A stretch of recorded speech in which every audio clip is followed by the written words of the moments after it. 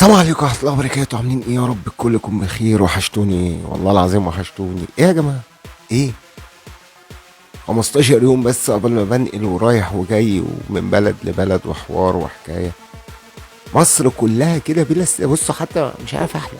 بص ايه، صلى على النبي كده. سلمى الشيمي، سلمى الشيمي، سلمى حوضه والنبي. اعمل لنا فيديو على سلمى الشيمي. ايه مين سلمى الشيمي دي؟ دخلت سرش على سلمى الشيمي، بسم الله ما شاء الله يعني. ايه ده؟ دي بقى اللي فعلا بيقولوا 2020 قفلت بيها فعلا. حاجة تحفة، حاجة بسم الله ما شاء الله يعني. ايه ده؟ ايه الوقفة دي؟ الله اكبر يا بنتي، بسم الله ما شاء الله. خلفية جنان، صدر بسم الله ما شاء الله يعني. تحفة. انزل يا ابني انزل، عشان الناس من كتر الدقن مش شايفاني اصلا. ايه ده؟ ايه ده؟ ايه الصدر ده؟ خلي بالكم من العادات السيئة في المصري، انه ممكن يبطل كل حاجة. يعني يبطل حشيش، يبطل مخدرات، يبطل خمرة، انما يبطل يرضع لا. لا، دي معروفة. البت بسم الله ما شاء الله ده ملكة. بس الفوتو سيشن هي عاملاه مركب. والله ما يركب يعني. بص في الصورة بسم الله ما شاء الله، بص حاطة ايديها عليه ازاي. بص انا ركز كده زي كده، بص لها بصة مختلفة زي ما انا بص لها بصة مختلفة. بطل بسم الله اكبر. بطل بطل فرعوني عظيم، بطل. احيه احيه، الواحد بيشوفه قسما بالله احيه. ايه ده؟ بس وبنت عارفه امكانياتها ايه يا جدع، عارفه امكانياتها جايه منين ورايحه فين، وانت اولك فين واخرك فين يا برنس. عارفه. بص يا عم الحاج، ملبن، ملبن واقف. بص عارف هو بيخر ملبن يعني، كوكتيل ملبن واقف. بسم الله ما شاء الله، حسب الله ونعم الوكيل. مصر كلها هتتجنن، نسوان هتتجن منها، والرجاله عايزه تتجوزها. بسم الله ما شاء الله. هتقول لي حضرتك بقى صلي على النبي، انت بص شكلها لما اتقبض عليها. لا يا جدع انا ماليش دعوه، انا ليا في الفوتو سيشن. انا ده اللي انا عايزه، الفوتو سيشن ده انا عايزه، ماليش فيه. قول اللي انت عايز تقوله، انا عايز الفوتو سيشن ده، ماليش فيه. انا حوده وجمهور مصري كبير عايز الفوتو سيشن ده، مالهوش فيه. بس من يعني من ضمن الكوميديا بجد يا جماعه، اللي هو مصور طلع بيقول لك هي بس عشان البت مليانه شويه. لا هي مش مليانه شويه، هي مدملكه وحلوه، وبسم الله الله اكبر.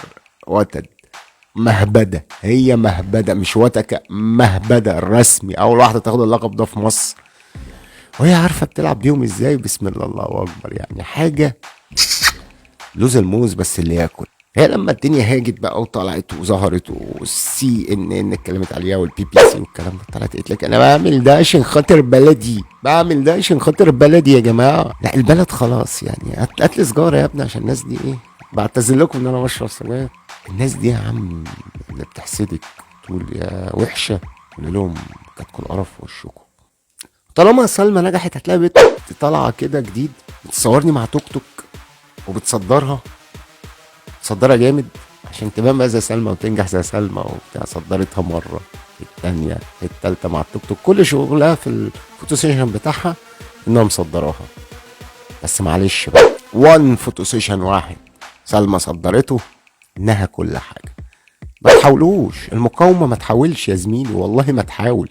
هتقول له ده ما برضك مش منظر وشكلها العام والصوره العامه. اقول لك انا حاجه يا زميلي، انا اقول لك حاجه حلوه قوي قوي قوي يعني. بص يا زميلي، الموضوع ماشي في حته ايه. طب ما السياح لما بيروحوا يتصوروا عند الاهرامات، محدش بيفتح له، بيبقى صدرهم باين وقله ادب. وعند ابو الهول لما صدرت التيتا لابو الهول، كلنا كنا فرحانين ان السياحه بتاعتنا بتيجي بالتيتا. والله يرحمها سامية جمال لما اتصورت ببدلة الرقص عند ابو الهول والاهرامات، محدش يتكلم. دي سياحة يا جدع.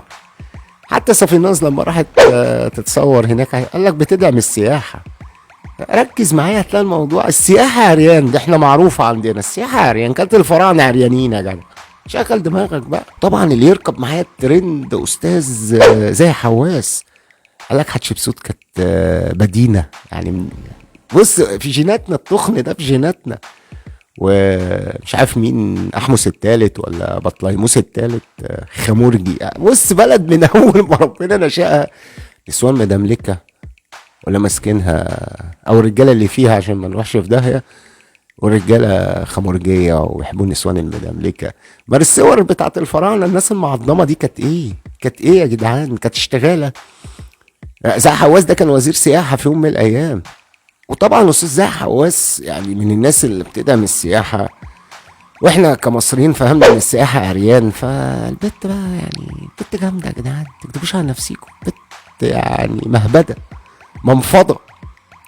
هتقول لي لا يا حوده بقى ما تقولش كده، اقول لك زي حواس اخويا اتصور مع واحده عشان خاطر حاطه صوره توت عنخ امون على فخدها. اه عادي، السياح بيشجع السياح. مالك يا زاهي مالك اخويا مركز في ورك البت قوي ليه كده؟ لا اله الا الله. تقول لي لا يا حوده يعني ما تزعلش مني في الكلمه، لما في بنت عملت فوتو سيشن للفراعنه وكانت مؤدبه ومحترمه واخلاق، هقول لك امين والله العظيم انا مش مختلف. البت اللي عملت الفوتو سيشن ده كانت جميله وكانت قمه الرقي في الاداء، ولكن انت عارف لما انت متكعبل في حالك فتلاقي نفسك مره واحده مصر كلها بتتكلم على بني ادمه واحده. بس اقول لك على حاجه بقى، احنا هنتكلموا بقى بجد بقى عشان يعني الموضوع خلاص وصل للنرفزه والعصبيه. بص كده البنطلون بتاع سلمى، ايه رايك؟ ايه رايك؟ سلمى موديل ناجحه جدا وعارفه امكانيات جسمها وبتستعرض بيه صح. يعني بص حتى لما بتقعد على الانستجرام بتاعها وتنزل صور، هي بتصدر لك حاجتين تلاتة، لا بتصدر لك تلات حاجات. بتصدر لك صدرها ربنا يديها الصحة فيه، وبتصدر لك الكوكو، وبتصدر لك التيتا. التلاتة دول مش مهم بقى، لابسة بنطلون، لابسة شورت، لابسة هدوم مقطعة، هي عارفة امكانياتها فبتلعب عليها لعبا عظيما. لما واحد شبه هيروح جاي لك بص الست اللي نايمة في الشارع والدنيا بتشتي، انت هتزعل.